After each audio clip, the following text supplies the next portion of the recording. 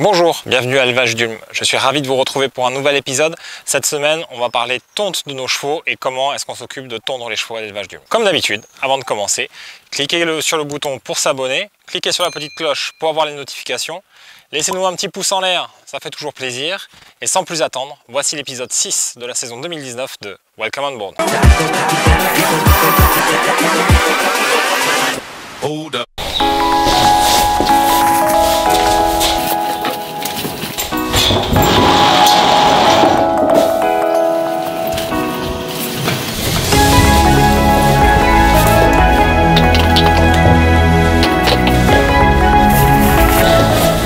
Donc aujourd'hui je vais vous montrer comment on tonde nos chevaux. Alors la tonte c'est un élément indispensable l'hiver pour le bien-être de nos chevaux et puis surtout pour présenter plutôt pas mal en compétition.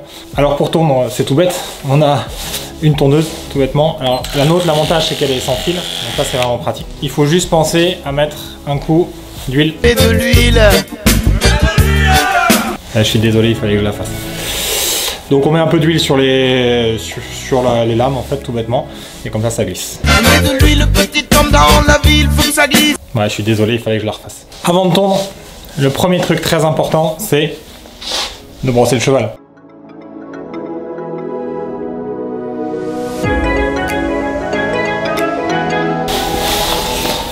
Alors on lui a mis un petit coup de brosse rapide, le but c'est pas qu'il soit tout propre, là il a travaillé ce matin donc il a le poil un peu collé. Donc le but simplement ça va être de décoller le poil pour que la tondeuse puisse passer sans aucun souci en fait. Donc ensuite il existe pas mal de tontes différentes, pas mal de types de tontes différentes. Vous avez la tonte de chasse, vous avez la tonte de sport, la tonte intégrale. Nous on va laisser ce qu'on appelle les demi-têtes, donc la moitié de la tête, et les pattes, parce qu'on a quand même pas mal de chevaux à faire et c'est vrai que ça va plus vite que s'il fallait tout tondre absolument. Il n'y a plus qu'à se lancer. Là la tondeuse est froide, au bout d'un moment les peines vont devenir chauds. Donc je commence toujours par faire la tête de mes chevaux, comme ça évite que la zone la plus sensible, la tête, soit en contact avec des lames qui soient un petit peu plus chaudes. En fin de tonte, ils ont tendance à bouger un peu parce qu'ils en ont marre, etc. Donc quand ils bougent un peu sur le corps, c'est pas très grave. Par contre, quand on essaye de faire un peu précis sur la tête, c'est vrai que c'est mieux qu'ils bougent pas. Donc je commence systématiquement par la tête.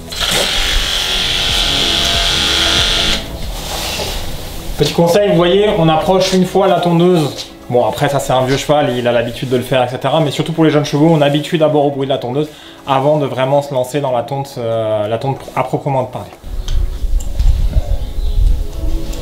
Pareil, c'est un vieux cheval, donc j'ai tendance à retirer le licol carrément à mon cheval parce que ça va être plus pratique pour lui tondre la tête.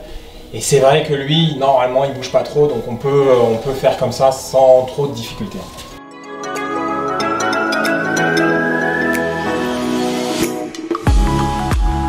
Donc vous voyez, lorsque je vous dis la demi-tête, je vais m'arrêter en fait à ce niveau-là, voilà, comme on a vu là.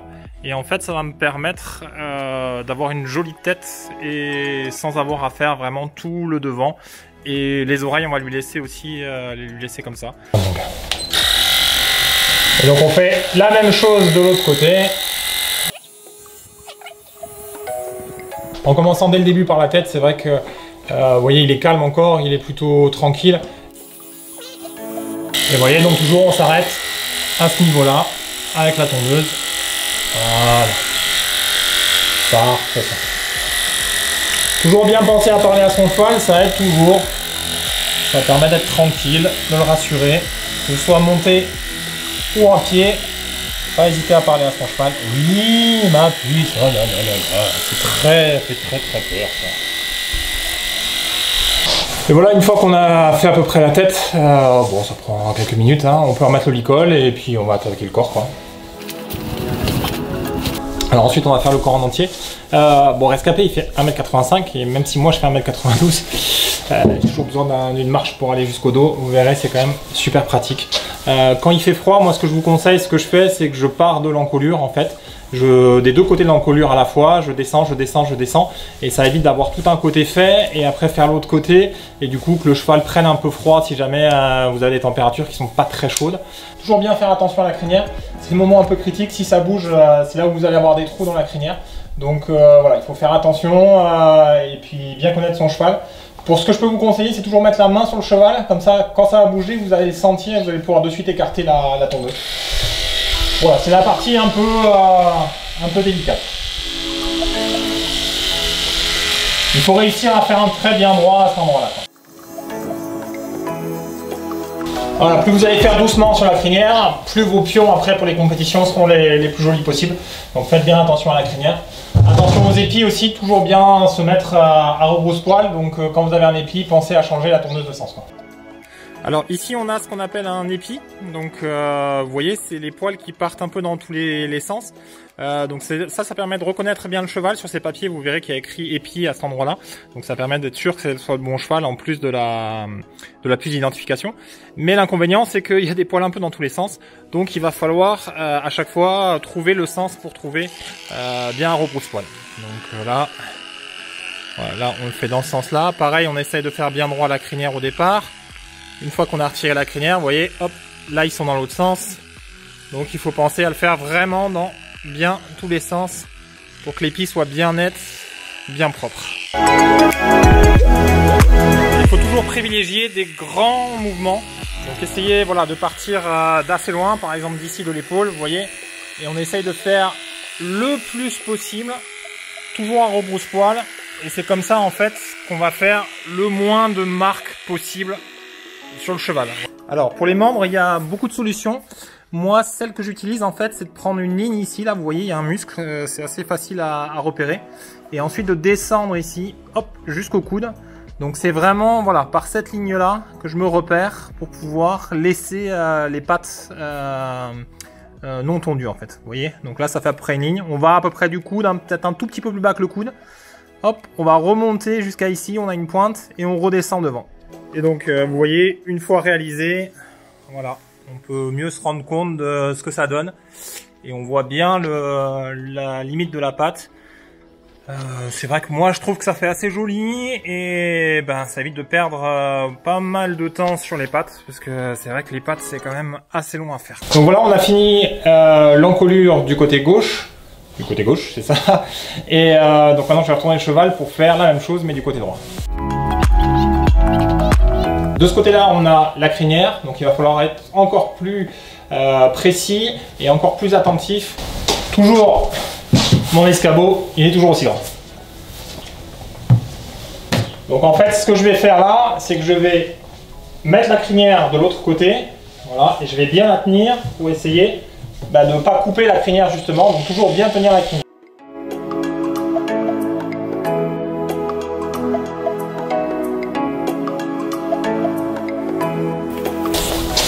Alors voilà, on a fini les deux côtés de l'encolure. Maintenant on va pouvoir s'attaquer à un autre endroit un peu sensible du cheval, à savoir le garrot, où on se retrouve en fait avec des frottements avec la selle. Donc on peut avoir des blessures en fait à cet endroit là, juste au frottement avec la selle. Donc moi ce que je vais faire, ce que je fais sur tous mes chevaux, c'est que je vais laisser une partie de poil à peu près sur cette forme là, vous voyez, pour protéger de ces fameux frottements. Donc voilà, en gros, vous voyez l'encolure se finit à peu près ici. Je vais descendre, faire le tour ici et repartir à faire à peu près la même chose de l'autre côté. Allez, c'est parti. Voilà, là, hop, on va protéger. Je vais faire ça, voilà, le mieux possible. Là, il y a un petit trou, donc on va essayer de rectifier un tout petit peu ce petit trou. Voilà, là pareil. Hop, on va rectifier un tout petit peu ici. Voilà. Voilà, ça n'a pas besoin d'être parfait parce que c'est sous la selle, mais vous voyez comme ça, la selle va être, le garrot va être bien protégé des frottements du tapis et de la selle. On a fait l'encolure de chaque côté, on a vu le garrot qui est ici, là, qu'on a commencé à délimiter. Donc maintenant, on va s'attaquer à la partie du corps.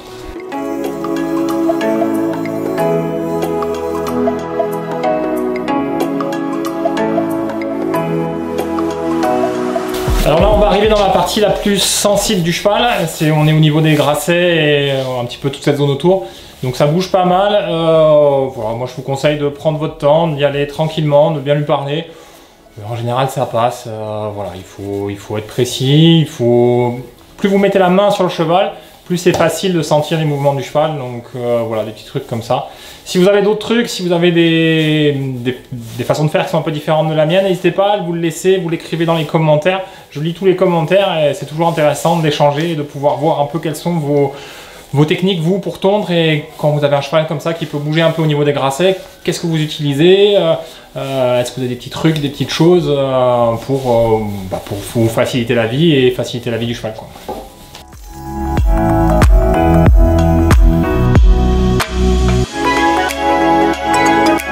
Alors, pour les postérieurs, c'est un petit peu différent. Je vais prendre ici à partir de la pointe du grasset là qu'on a ici en fait. Je sais pas si vous voyez bien, oui. Et on descend le long de ce muscle là et on essaye de faire quelque chose de joli. Donc là il y a un peu moins de points de repère pour moi. Vous voyez là, on voit il y a un muscle ici, voilà, à venir comme ça et faire une espèce de petite pointe derrière. Alors je sais pas si vous voyez bien, mais voilà, on va faire une petite pointe par ici en fait et remonter après doucement, hop, jusqu'au grasset. Voilà, donc ça c'est à peu près comme je fais, vous voyez, en dessous du grasset. Et après j'essaye de descendre le long de ce muscle-là pour être le plus joli possible et arriver ensuite en pointe ici. On va remonter de l'autre côté. Et ensuite après on va comparer les deux postérieurs pour essayer de faire le plus droit possible en fait. Dernier point un peu délicat à faire, tout bêtement, c'est la queue et le tour de la queue.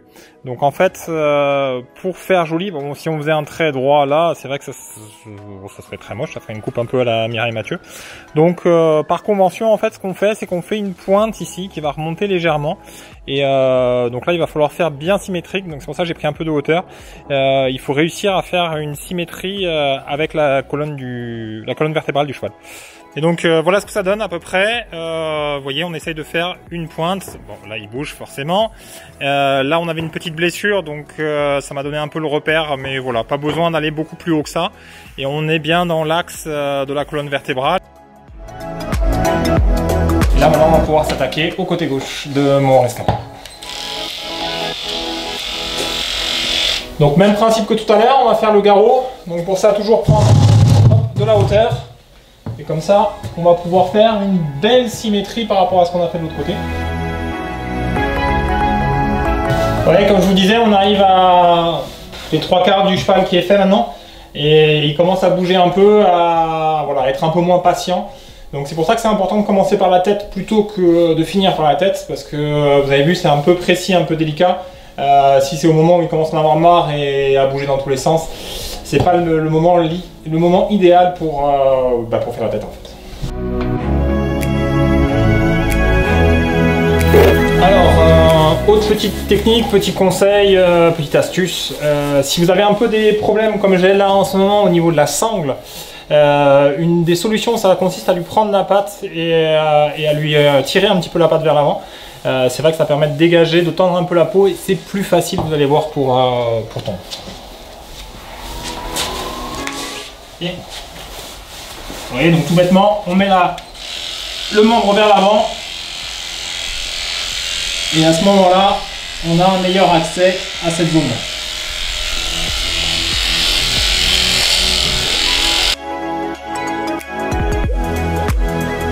Alors vous voyez, on peut constater que Rescapé est beaucoup moins sensible sur le grasset gauche que sur le grasset droit. Ça arrive souvent avec les chevaux, vous avez un grasset qui est plus sensible que l'autre. Donc là maintenant on va refaire pareil que sur l'autre postérieur, le postérieur gauche. Donc là on va bien regarder de chaque côté pour voir la symétrie en fait.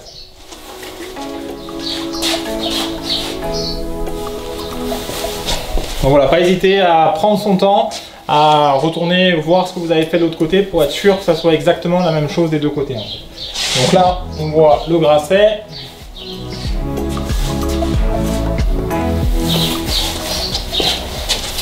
Donc je suis passé sous la bosse du grasset en fait et je suis venu comme ça en pointe. Donc, je vais prendre un petit peu plus haut la première fois. Voilà. Et après, en fait d'ici, je vais regarder pour que ça soit bien symétrique.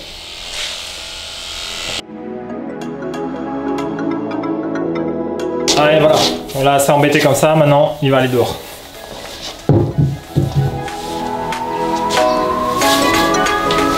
Allez.